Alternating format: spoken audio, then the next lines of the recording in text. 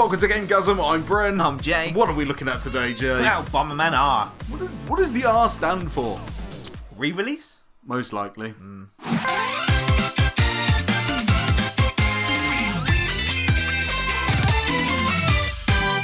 Okay, I'm going to pretend for one moment that you have never heard about BomberMan. It's essentially a multiplayer game where you have to kill each other by using, yes, you guessed it, bombs. You start in four corners of a map, blow up blocks as you reduce the level of separation between you and your opponents, you pick up power-ups, and basically aim to be the last man standing. It has every mode you expect from a classic BomberMan title, repackaged in a new shiny format. It comes with a story mode that is a fun romp with 50 levels and can also be played co-op. The cutscenes are nicely animated with cute and colourful characters and genuinely has a few funny moments. The levels are simple but addictive, and it seems there's still something so charming and pleasing about how it plays to this day.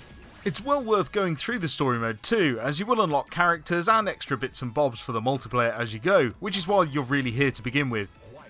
Isn't it? The multiplayer has a classic look and feel, but does give you the option of having a dynamic camera, but if you play with a couple of people then this gets annoying very quickly, so turning it off will be the pro choice. There are other options too, like if certain power-ups are active, time limits, round numbers and skulls are active, etc. It all serves to give you the BomberMan experience you know and love. There are a few problems with the online multiplayer as of right now, with lag and some dropouts, but I'm willing to let that slide as, well, the Switch is in beta form until around Christmas, let's face it, and their full online services don't start until then anyway. It is a down point for first buyers, however I must say BomberMan is a game best played with people around you, yes, real people playing together. It sounds basic and, well, it is. It's fun as hell though, and you can only imagine what a 4-player bombathon looks like in a crowded room with all your mates, gathered round for a tournament, and that is where the game shines. That is what it's all about, and that's what you pay the money for. Bringing people together has been Nintendo's goal all along, and the Switch, along with games like BomberMan, is where they have achieved this. The worst part about BomberMan R is the price. At £50 on the eShop and around that at retail, you don't get much bang for your buck. But this title is a repeat visitor at parties and even at work on lunch breaks, thanks to the Switch's awesome portability.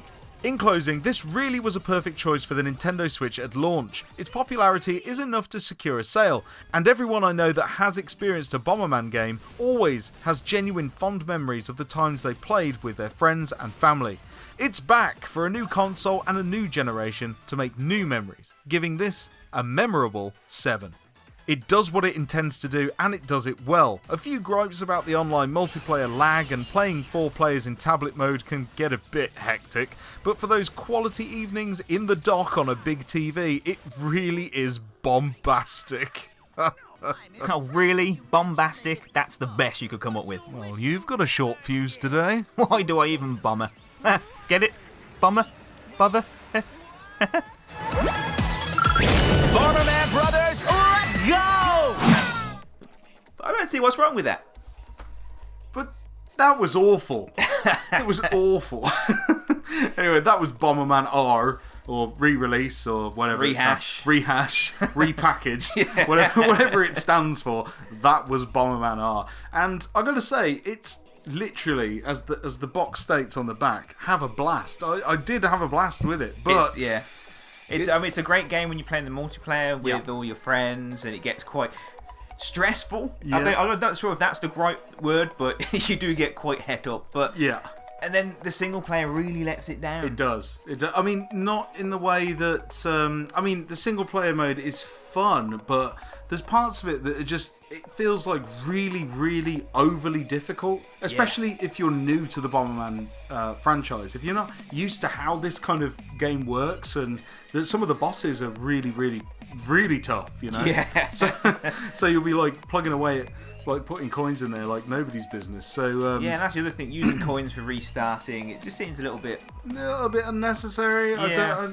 We never ran out of coins, so we didn't really know what that means. Yeah. I kind of hope that doesn't mean anything else, but I'm sure it doesn't. They can't do that. No, surely they wouldn't make us spend real money to buy coins. If they did, I'd say you'd eat it, but you wouldn't because it tastes bile. Yeah, it does. Yeah, don't ever put one of those things in your mouth. Seriously. Don't ever do it. Anyway, that was BomberMan, and that's all the time we've had for this video. I hope you enjoyed it. If you did, don't forget to leave us a like, and also subscribe if you haven't already. As always, I've been Bren. I've been Jay. And we'll see you next time. Bye-bye. Bye-bye.